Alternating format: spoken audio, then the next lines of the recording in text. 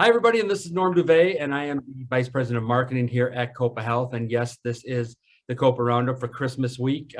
We are releasing this a day early on December 23rd. That's because most of you, we hope, are going to be in festive situations for Christmas Eve and enjoying yourselves. And we're hoping everybody's out there having a good holiday season. I know it's tough for a lot of people this time of year, and we'll talk about that in a little bit, but we want to get this out to you. We have a very special guest with us today on the Copa Roundup. Dr. Don Fowls, who is the chair of our board of directors here at Copa Health, is joining us. And I've been in a lot of meetings with Don over the last few years, and it's just always a pleasure to have him on. So Don, how are you doing today? I am doing well. Thank you, Norm. Appreciate it. And good to see you. Well, good. Yeah, it's good to see you too. Are you have any special plans for Christmas or the holidays? We are laying low here. Well, that's a good thing. We're going to be in town, and we got some things we're doing, but yeah, looking forward to it. Well, that's good. I hope that you and Susie and entire family have a wonderful time. I know that I'm going to be laying low also, but my life is kind of laying low anyway. So, hey, so as I mentioned at the beginning, you are the chair of our board of directors, and I know you've been on the chair for quite a while, but or on the board for quite a while, not on the chair for quite a while. Although you do sit in a chair when you're on the board. Can you tell us a little bit about what brought you to Copa Health, what attracted you to the board position to begin with, and a little bit how you learned about what we're doing at Copa Health? Well, as many years ago when Randy Gray was still the CEO, and I'd been at Value Options for years, and I used to come out from Northern Virginia to Arizona to visit, and every once in a while Randy and I'd get together, and he would tell me about Mark Community Resources. And so that's how I first learned about it. And then he and I became friends, stayed in touch, and he asked me to join the board. I think 8 or 9 years ago now, something like that. That's really how it happened. A lot has changed since then, for sure. I think for the better, but that's how it all got started. And actually, Shar and I were up in Utah before a couple 3 months ago and saw Randy, and he's doing well, looking good, and it was a nice little reunion. Yeah, I get to talk to Randy every once in a while. Whenever the Iowa Hawkeyes have something exciting or tragic happen on sports, It can be one or the other for sure. Yeah, I think I'm kind of his Iowa guy. He knows that I went to Iowa, and he always reaches out to me and say, "Oh, did you see that?" And then we start reminiscing, and he talks about his days at the University of Iowa playing on the baseball team, and being with Jim Sundberg, I think a Hall of Famer. So it was just fabulous that you got to see him. So, Don, I know that this is a volunteer board, and all of our board members are passionate about the things that they do in their lives, but also passionate about Copa Health. But I have heard you say really, wonderful things about the work that we're doing and our staff in meetings. And I think one of the things that our CEO, Dr. Sharna Jaffe-Piper, was hoping that you would be able to do is to share your thoughts so that we could let the staff know, some of the things that you were saying about the work that we're doing here at Copa. Yeah, it's very interesting because our last board meeting, it just dawned on me. We've got a terrific board, by the way. It's diverse, really smart people who are really dedicated. We meet only 4 times a year, but there's a lot of stuff that goes on in between. The meetings go from 3 to 7 every time. So when you meet, you really meet. And but they're great, very dedicated, think the world of Copa. And the last board meeting, it just dawned on me, when we get started on our board meetings, we have a little introductory comments that I'll take just a couple of minutes and say a couple things. And, not that I really needed to do this, but it just dawned on me, it might be worthwhile speaking a little bit about why we do what we do on the board, what we do. And what really sparked this was I had an opportunity to meet with a couple Copa staff the week before, and it was assessing a young adult guy who was having his problems. And I can't help it, but it was Dr. Belmonte and Rose Eddingfield. And I saw them interview this person, just happened to. And what really struck me was the person was having his issues, but they were so respectful, so kind and considerate, and so willing to walk in that person's shoes with him. And I was really just amazed, honestly. I was like, wow, this really is special. And they got done with the interview, and I said to both of them, I said, my Lord Almighty, I'm amazed at how you did this. And Rose looked at me and she says, well, really, it's this is just what we do. I mean, we look, these people are gifts to us, and they really are very special. And we are honored and blessed to be able to just meet with them, see them, be with them for a while, because they're not always with us. They're here for a while, and then if we're successful, we empower them and they develop the skills they need to move on. And but while they're here, they're we consider them blessings. And I thought, wow, I said, this is something the board really needs to hear about, because to me, this is part of what makes Copa so special. It's that selfless desire to help others and to serve. And when you think about the people Copa serves, I mean, it's, one of our board members, Wilfred Carden, refers to as the least of these. It's people who really have had a tough time through no fault of their own, usually, whether it's developmental disabilities or people with serious mental illness or what have you. It's people that have had a tough time, and it is so amazing to see Copa staff taking that interest in that approach. And it's not, what was really clear to me, Norm, was they were there for that person. It's not like that person was there for them. And you don't always see that in healthcare. Yeah, I agree with you, Don. And I know Dr. Belmonte, and I know Rose, and I am lucky enough to see so many instances of this, and have throughout the 20 plus years that I've been here. But it still is so amazing. It's why I tell people all the time, I still feel new at my job, because I feel refreshed every time I come across one of our staff members or one of our members who are really feeling good about the things that are happening here. And I know that the culture that has been built here is something that a lot of people want to be around.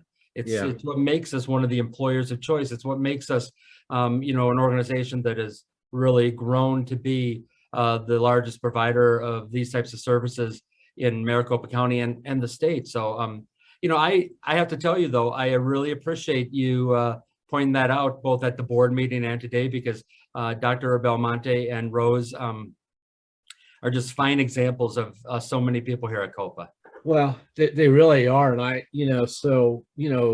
as a board, it's like, wow, we have these wonderful people led by a fantastic CEO and leadership team. And I mean, the organization. So what, as a board, what's our role in everything? And really, there are three things that really came up for me. One is, and I think this is worth people hearing about. One is, one of the things a board does is it governs. We're very clear. Shar is the CEO. She runs the company, and we stay out of her way and the leadership team's way and everyone else's way. What the board does is govern, and we keep that very clear. But in order to govern effectively, you actually have to know who and what it is you're governing. And so one of the things that Shar has done has made the staff available to present 10, 15 minutes each on different parts of the organization and what they're doing. And then we've been doing this the last couple of years. And it has been eye-opening, educational. You're just amazed at what this organization does. So really when I think of leadership, to me, the best leaders are the ones who get the heck out of the way and support people and what they're doing. And I really see our board as doing that. Really, it's not only to hear about it and know what's doing, but to encourage and support it. And that's what we really try to do with Shar, the leadership team and the staff. It's the old inverted pyramid. The guys who everyone thinks at the top are really at the bottom. And it's really the staff doing the work who are really the key people that we really need to support. And then, Norm, the last couple of years, as everyone well knows, have been fraught with all sorts of challenges. It's been bringing two companies together, PIR and Mark, COVID, and in the midst of it all, growing, which is remarkable, and keeping the doors open through all this. And so I think, but anytime you're doing that and going through that, it's, you have questions in your own mind. Am I doing the right thing and everything? So I really think that part of the board's role too is to hear about this, listen, and to confirm that what everyone's doing really is good, because it really truly is. Yeah, when I hear that, it's interesting because it doesn't. I don't think people are made by necessarily their education or their experience. They are made by the trials that they have and the things that they go through. And Copa Health, to extend that just a little bit to an organization, really has shown its mettle and its tensile strength during COVID-19. And I'll tell you, I believe that other organizations are looking to us for an example because of the way that we handle things, the way Shar handled things, the way the board is seeing everything that's going on here at Copa Health. And I love that we have a wonderful board. Some of the board members are new, some of them have been on for quite a while. My good friend Wilfred Carden is the one that set up these quarterly board meetings, and he liked it that way because you got to know each other better. But I like that the board is able to recognize and see the things that our staff are doing, because in our three areas, our integrated health solutions, our residential programs, Janie's programs over in employment. I mean, how fantastic is that? And I'm so proud that we get to show those off. It's like bringing a shiny new car home to a wonderful neighborhood, Well, really, and I hope, the work that everyone does is very special and very important. It's the best work a human being can do for another human being. It really, truly is. And I think what's evolved over the last 2 or 3 years, 4 years really, is that the leadership team and the board is in sync with the leadership team and the staff. It's like, and so we really do see our role as trying to support, encourage, confirm, do the things that we can to help everyone do their jobs better. And I actually think we have created a really cool thing that, look, I see other organizations and how they work, and they don't work like Copa. Copa is very special. It is, and it's my privilege and job to try to get that message out there, Dr. Fowles. So thank you so much for saying that. So Don, let me ask you, I know that you are well aware of a lot of the things that we've been doing over the last couple of years, but you're also acutely aware of plans that we have for the future. Can you tell me a little bit about some initiatives that you are really excited about that we've got coming up? Well, I probably need to take another hour or two just to, but let me just hit a couple highlights. And I think this is really a reflection of the organization and Shar and everything that it's doing. So one is just the growth in the existing business with the seriously mentally ill. I mean, it's grown by a few thousand members, and it's continuing to grow. And the reason is because it's serving the population well. And that's what distinguishes it. It serves the population well.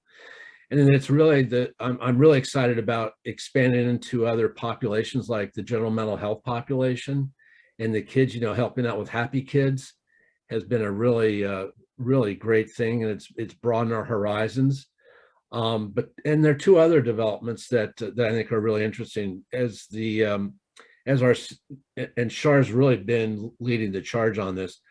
But Copa's developing an accountable care organization with LifeWell and Southwest Network, and also Community Bridges in La Frontera. And basically, it's developing here in Maricopa County.